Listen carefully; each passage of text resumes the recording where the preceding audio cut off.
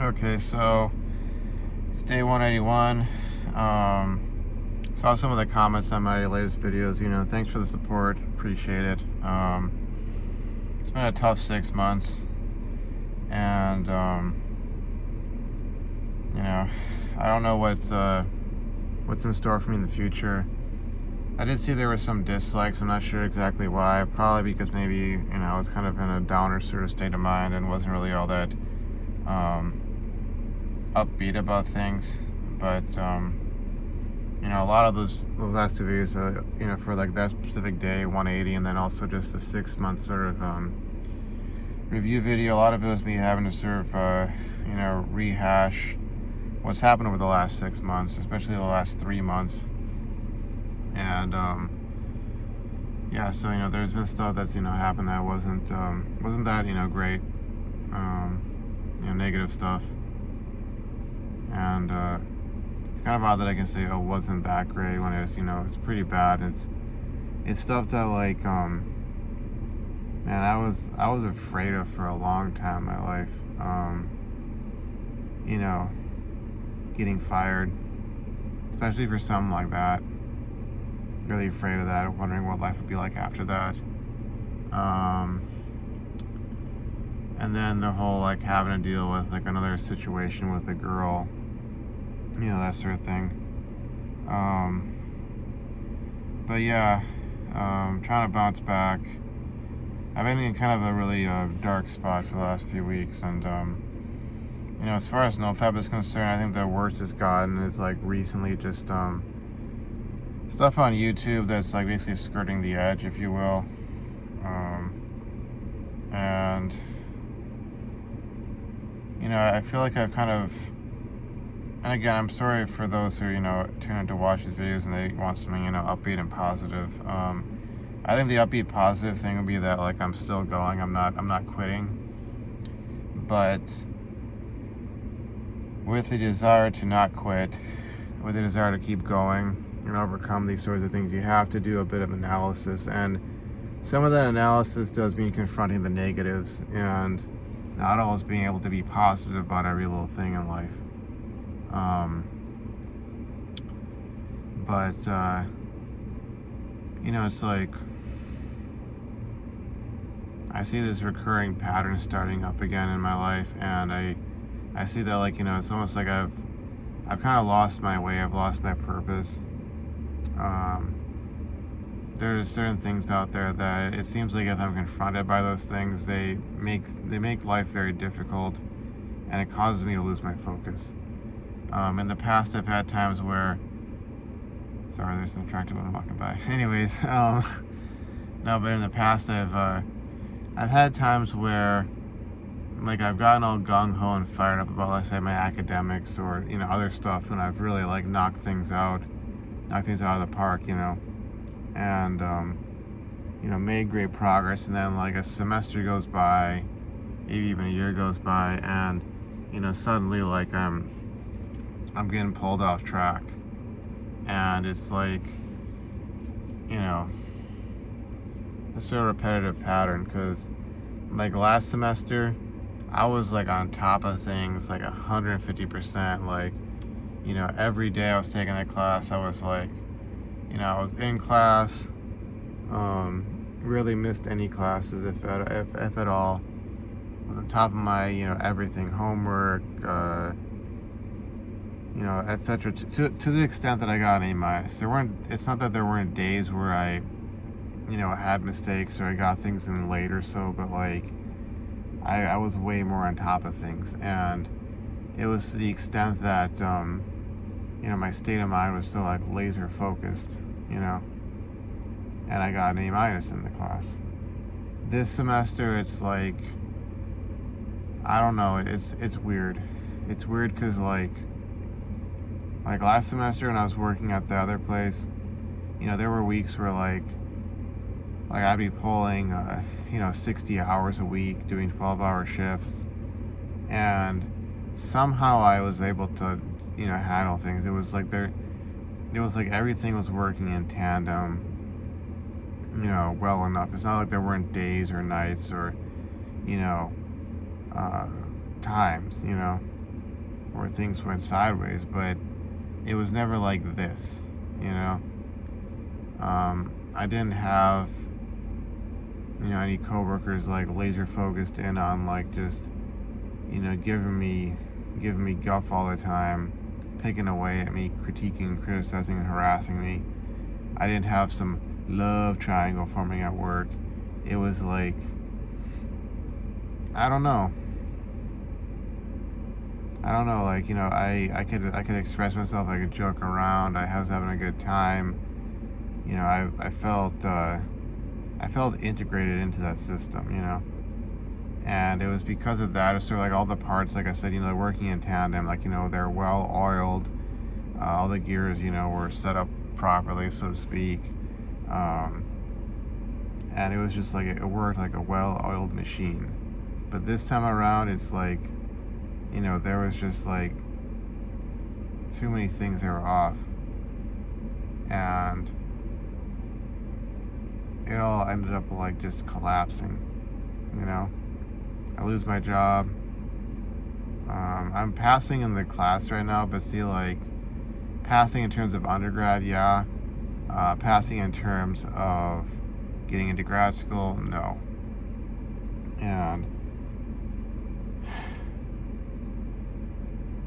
see, like, what I'm afraid of is having this pattern repeat where it's like, okay, I give myself 75-80% back on track, and I just kind of scrape on by with stuff, and it's sort of like I can't be doing that.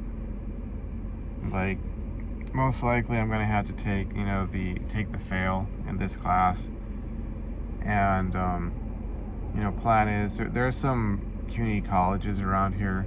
I'll have to figure out which one is offering general chemistry one this summer. I really don't want to be sitting there for 3 months. Like, I really want to bounce back real quick. But the plan is to go and take that class there, and then take Gen Chem 2, in the fall, and then probably start up with the physics classes, and kind of go from there. But man, it's really difficult right now. A lot of it is just the fact that I'm kind of like laying around the house. I don't have anything to do. There is that lab assignment I need to finish, but I've kind of concluded that it's nigh impossible to get the grade I need to get in that class, and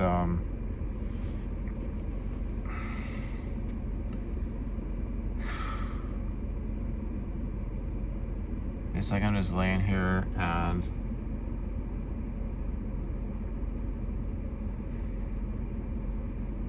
like nothing's going on in life right now. And I need to get my mission back.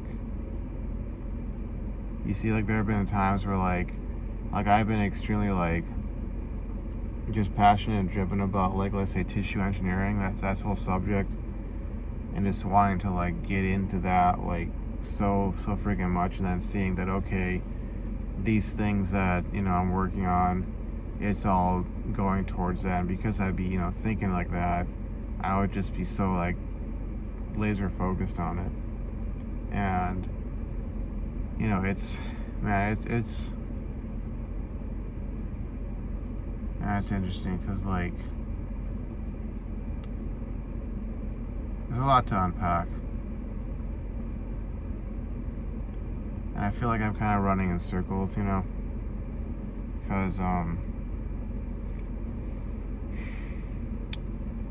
man, it's almost like, if I'm gonna pursue any sort of things, it's almost like I would almost like need to be practically living like a hermit. I kind of feel, because you see, so much of the problem is like you take some girl like that one at the former workplace, and you bring her into the picture, and it's just like, it's just so distracting for me, because I would want to get with her, and then you bring in some other guy into the picture, And it's not just a matter of like, oh, I like this girl, so therefore somebody else has to like her. It's like the fact that, you know, it's always a case of the girl going for the guy she thinks she can get, and she can just have fun with, not Mr. Serious, not Mr. building a future kind of guy. And just the effect it has on my ability to, focus and to care, and ultimately just to be happy with where I'm at in life. Because, when I was working at the other place and I was, taking care of business with the class, and I was paying off debts, and I was, clearing out these loans, and I was bam, bam, bam, knocking that down. It's not like there weren't days that were hard or tough. It's not like there weren't relapses. Not like there weren't days when, I was like binging or so. But in the sum total of it, I felt kind of okay with life. It wasn't like I was looking at this girl, thinking, or looking at any girl thinking, oh, this is the thing that I'm missing, and if I don't have this, everything else loses its value. Like, so much of what made it so hard in undergrad was that I felt like I was working towards nothing. Even if I got the degree, it was like, oh, but what does that get me? This didn't win the girl for me. The girl got with this guy who, can't even hold a job down to save his life, blah, blah, blah. And those kind of thoughts would be going through my head. And it was like the same way at this last workplace. It was like, you go through the love bombing phase. She thinks you're the greatest thing ever. Then she starts picking away at you and, deconstructing you and degrading you and that sort of thing. And then she moves on fully with this other guy who's, a freaking loser living at home, doing all the stuff that that I was told for so many years of my life made you a loser. Like the way I was raised, most people want to try and say that, millennials have it easy. Like, the way I was raised, so much of it was like, if you're living at home past like 21 or 23, or 20, 21, 22, 23, if you're living at home past that age, like, past graduation, you're a loser. If you graduated from college and you got a decent job, you should be like living on your own, paying your own rent, that sort of thing. And it's like these events that occur which cause me to sort of question where I'm going, what I'm doing, the value of it all. It's like having to be able to avoid those kinds of environments, knowing full well that like there's no way to really grapple with them. There's no way to sort of right everything. Because in all honesty, like, that is just kind of the nature of it. It's one of the things that kind of frustrates me with a lot of groups or movements out there that want to like tell you that there's a strategy for success in life that will guarantee you the girl or the this or the that. And it's like there are things you can do that increase the likelihood, that make the likelihood of things greater, but like there are no guarantees. And all these folks who want to try and explain like intergender dynamics is working a certain way or so, like I kind of feel like they don't necessarily have it all figured out.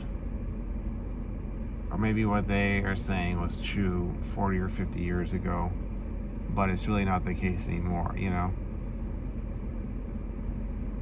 And man, I kind of feel like most things right now, beyond just mere subsistence, are kind of foobarred for me. And it's almost like I've got to wait until the summer starts for me to sort of start over and bounce back. Because look, if I can get into that general chemistry class, get an A in that, get into Gen Chem 2, get an A in that, I'll feel like I've really undone the effects of this, these last several months. And that's essentially what I'm dealing with right now. Like I do these day by day vlog updates, and it's like some days a lot of things change, for better or for worse. Some days nothing really changes. And as far as Nofap is concerned, like I am struggling with it. The thought of like, what does it matter, kind of goes through my mind. And that's kind of the hardest part of it. Because like a lot of things in life is sort of like, if you're going for it and you're pursuing it, you're wanting to at least sort of believe that there's some sort of ROI, return on your investment. And when stuff like this happens, it just kind of sort of makes you wonder, like, what's the point, And I don't think the answer really is to try to sort of like answer that question or to respond to that. It's more like looking at in terms of the frame that I'm in right now and going, okay, how do I get out of this frame and into a frame where like those kinds of questions don't even arise, those kind of scenarios don't even arise. And it's kind of like if I were to compare what it was like at my first job out of university or out of college versus what it was like in the college or university, and just the caliber of people I was around. Because at that first workplace, it was just like the way people were, their focus was different, their way of dealing with others was different. It's kind of like the idea of like they went to work to do work. They didn't go to work to find a boyfriend or a girlfriend. They didn't go to work to party. Yeah, there was an office party or two, like I mentioned, but it was like it was natural at that point. It was sort of like the party thing was sort of the veneer, and for everybody else on the team, it was kind of like it was almost like your daily routine, but like with some extra perks, some extra sort of bells and whistles and games and fun, that sort of thing. It was almost like you went to work with your friends, and they were genuinely your friends. And I mean, heck, even before the whole COVID pandemic lockdowns hit, we would go out for breakfast a lot of times. We would go for breakfast a lot of times, and it was like, it was nice. Then afterwards you'd go home, and it was like, you didn't dread going into work, because it was like you would get to see the people that you actually wanted to see, and things were cool, and that's the kind of thing I need right now. I really feel, because the career progression I want to make, that big leap I want to make, it not only requires certifications, but it requires a master's degree plus some years of experience, and maybe for me it was a bit of jumping the gun, and that's how I got myself into this spot. Perhaps that was some of it, but I really want to get back to working at a place where like I can just do my work, make my money, and go home. And if I'm there an extra hour or two after the shift is over, I'm not on the clock, then I can just study or work on homework or something like that. And it's not a whole big friggin' issue. It's like everything's stable and settled. There's not someone coming along to try to pull the rug out from under me, But what else did I want to respond to? Yeah, Alex, the girl got what she deserved, I feel. It's the closest thing to sort of revenge or justice that I can get, in this world, that sort of thing. But it's all that sort of like Samson from the Old Testament. If I'm going down, you're going down with me. It's like you can get, and I'll like to probably talk about this in depth, some other video, but it's like you can get your revenge or your justice in this world, but you have to understand that there's going to be a price to pay. It's like you gotta sort of do that cost benefit analysis of like, okay, like, if I want to get back at this person, am I willing to lose my job over it? And for me, I kind of was at that point, because it wasn't just like her. That was sort of the pièce de résistance, the icing on the cake. Stuff had built up for 6 months, and I was just like done with that place. And to have the one person there who I felt I had a connection with, that was forming a rapport and the basis for a possibly a romantic relationship, to kind of do what she did to me, it was like, nah, I'm not sticking around doing this. Especially like yeah, there were enough times that she basically would like ditch on me when we were doing builds or so. And it was like, now in retrospect, I think, okay, where was she going? Was she going off to hang out with that guy? There was this time where like she was supposed to be setting up boxes with me, and she decided she wanted to leave, early, and I had to stay there, and like I had to go build those, and it took me 6 hours to do that all on my own. And then I ended up having to get basically, BITCH'd out by my manager about why was I there so late. And I had to explain the whole situation to the manager, and it was like this whole pain in the neck. And I ended up having to like leave from where I was working, this build I was working on with her and the other guy. And I was going to look for the manager, and there's this whole like, this whole hassle, this whole fiasco, and man, I'm just glad that's over, because it built up, and it was just like, it was too much. But I think I wanted to comment on was, a while back I talked about how like, most of my viewers, they're not gonna really understand what it's like being, in the engineering field, or having an engineering background or so, and how that sort of, that dynamic plays out. And I think Alex had something about asking me if I found myself in engineering, and it's like, I used to think in those terms, finding myself, and in all honesty, like when people use that kind of terminology, or that kind of way of putting things, no offense meant, but to me it kind of seems like a sign of the times, if you will, because I would expect, and no disrespect, but I would expect to hear that from a girl, if I was thinking about it, the whole like, like when a girl says like, oh, I had to go and find myself, or I had to, I need my space so I can, figure out myself, or I can figure out, it's like, it's all like code for something else, and it's this very nebulous language, and it's sort of like having these expectations where it's like, okay, like, what do you expect out of a job? What do you expect out of a career? What do you expect out of, it's like, and it's, it's not even any one individual, in particular. It's just the whole, like, the usage of that expression. In this case, I heard, I read Alex, saying that in a comment, but I've heard other people say that, like, time and again.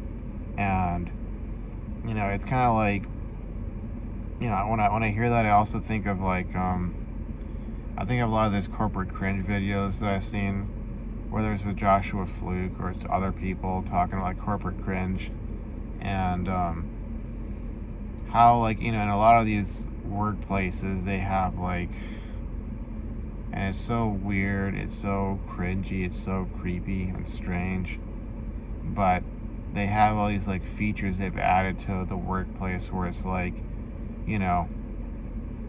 back in the day, you think about it, you think about, like, you go to work to do work, and it would just be it'd be your workplace, and that would be the focus of it.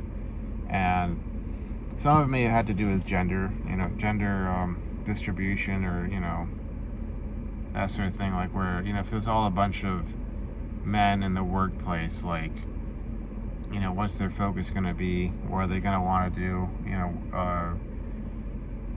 What are they going to want to do at work? That sort of thing. What are they going to be concerned with? What are they going to be focused on? And It's kind of like you have these workplaces where, like, I mean, the least cringy thing, which really is, it's almost like it's not really cringy or creepy, but like, they'll cater lunch, which is nice. It's a nice thing. But then the next level up is like where they have things like showers and beds and play areas with, like, how you go to, like, or was it like they would have them at McDonald's. There's like playhouse areas where they have a bunch of like plastic balls and like in a sort of it's almost like a sandbox type setup. I mean, there are companies that have that kind of stuff, and they have, like, I mean, they'll have gyms, and they'll have events that they'll schedule. Like, they have that candle making event they schedule at the old workplace, the now former workplace. Or they have, like, just, oh, what is it? There's some really cringy stuff out there where it's just like they practically want to turn the workplace into like a children's playhouse, and they practically want to have, like, what we're gonna have like games we're gonna play here, and we're gonna have, like, I don't know, not like Secret Santa, which is kind of okay, but depending upon what you're able to get for your coworkers, like, or like a white elephant, gift exchange. There's some things that are like okay, but then there's like stuff where it's like way too intrusive, or it's like games. They're so where they want the employees to like pretend like they're happy to be at work, and it's all like, oh, you're having so much fun here, and all that kind of stuff, like faking it and stuff, where people are getting each other's business, private business or private lives, and it's sort of like it kind of reminds me of that sort of like have you found yourself in your work or so. And it's like, I don't think that's a reasonable expectation to have from work. Like, definitely if I was working as a tissue engineer or a medical researcher, background in biomedical engineering, chemical engineering, and having like perhaps having another degree in more like biomedical science, or getting into medicine, I would find myself being fulfilled in the work. I would hope for my research and any new technologies I could develop, that sort of a deal. But I wouldn't be going to do that to find myself. I feel like so much of the disappointments I've had in life have been because I've in the past gone out there with that sort of expectation of everything was going to be exciting and fun, and I was going to find myself and find my soul and my my being and all of this sort of stuff. And you get out there and you sort of realize that, like, you can have a fulfilling, purposeful job or career, but so much of what you're doing is trying to make money so you can go do the things that you wish you could do if you just had the cash, like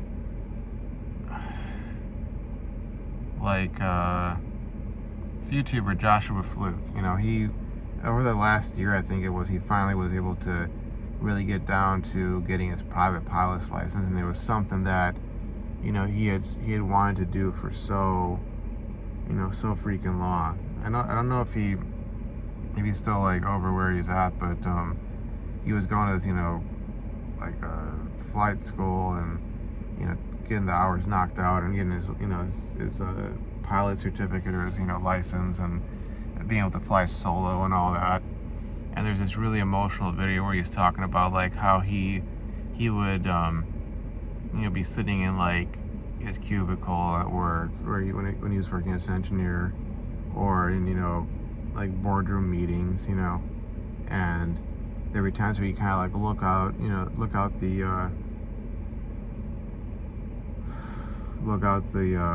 the window and off into the sky and be like wishing he was up there, or seeing like a plane fly by and wishing he was able to do that, and he got like really emotional about it because it was like this is like his dream for, I don't know, it sounded like 10 or 15 years or so. It was like, that sort of thing. It's like, that is so much of what it seems like the modern day workplace has become.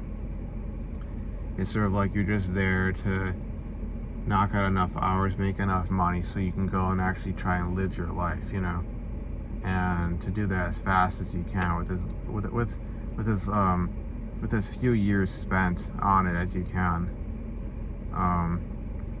And the way so much of like the corporate environment has become, it's almost like they want to sort of box you into work to squeeze as much productivity out of you as they can. I mean, it's kind of like you hear about folks working at Google or Apple or some of these other companies up here especially, and it's like you're practically expected to live at work, like you're supposed to live at work, you're supposed to find love at work, you're supposed to, and not have it get in the way of work, you're supposed to eat at work, you're supposed to work out at work, you're supposed to sleep at work, not while you're working obviously, but practically like it's almost like back in the 1800s when it was like you'd have the company store, the company apartments or housing they build, and it was almost like it's almost like the factory, they would, people who own the factory would like fund the schools, and they would build the houses, and they would have the store, and they get hooked on credit, being in debt to the company store, and it's like you couldn't, the only way you could ever leave from that company was if you somehow managed to scrimp and save enough money to pay off your debt to them, and then you're like, okay, now you can leave, practically like being a serf, and it feels like it's going back to being like that. And that's why I don't look at my job anymore as, oh, I'm trying to find myself there, I'm trying to find some purpose or fulfillment. That's something that my 20-something-year-old self could look for and try and find. But I'm in my 30s now, and that's really that's not reality. It's just like with the relationships or love or romance or desire, or marriage or whatever. It's like that's not what it is anymore. You can't go off and look for that kind of stuff. It sucks. It sucks, and I don't hold it against Alex for using language like that, because he's in his 20s, and I remember being there myself and having all those highfalutin dreams and hopes and such. And it's not like you can't build a great life for yourself or you can't ever be happy. I want to make that clear, but it's sort of like you can't go at it with like those kinds of expectations or that kind of perspective on things, because you're setting yourself up for a whole lot of suffering, like if I were to just to sort of be doing things because it was my sort of childhood dream or adolescent aspirations or so, with that hope of finding myself, essentially, like, there'd be different things I would do. I might get all gung-ho about school and just be like, going for medical school, something like that. I might, and that'd be like if I didn't have to deal with, toxic people, toxic individuals. I could keep myself in an environment that, or a frame that I set up that would be conducive to my success, or I might go get involved in some game development boot camp. I might go and just do that so I could knock that out, and then I'd have games that I had made and I could have passive income from that. I might just go travel. I might start travel vlogging. I might get on Instagram. I might, there's all other things that I would do. And it's sort of like I wouldn't be if I were to find myself, I would not be finding myself in my work, or or um or in, my careers per se. There would be some fulfillment and purposefulness that I would look for in that, but finding myself in it, like, that is something for people who don't, who are either young enough that they don't, they're not at that point where this stuff is kind of, the world is kind of rushing at them and they got to deal with these bills and responsibilities and such, or you're so wealthy that it doesn't matter, or you're so poor it doesn't matter. It's kind of like when people say, "Oh, money can't buy happiness." It's like, yeah, tell that to someone who has a whole ton of bills and debts and responsibilities. Like, tell that to someone who's in that kind of position. Like, money could make them significantly more content, if not happy, or it could facilitate them to be in a spot where they can pursue happiness. It's sort of the same thing with like a career or work. I'm not looking to find myself there. I'm looking to find the means, or create the means to find myself, you could say. So it's all a means to an end. It's all a stepping stone, and I'm trying not to be so invested or attached to anything like that, because not only could it, go just like that, but also it's like, it's not worth as much as I might think it might have been worth or so. And it's the stuff that, it's not really worth getting bent out of shape about, or stuck on. But yeah, like I said, I'm trying not to start a whole pattern of, start stop with academics and the rest of my life now. But anyways, I think I'm done for now. Sorry to have to be like in this sort of like state of mind, but kind of is what it is. And I'm just sort of dealing with life as I, get on with it. But I might do a second half of the 6-month update video later on, and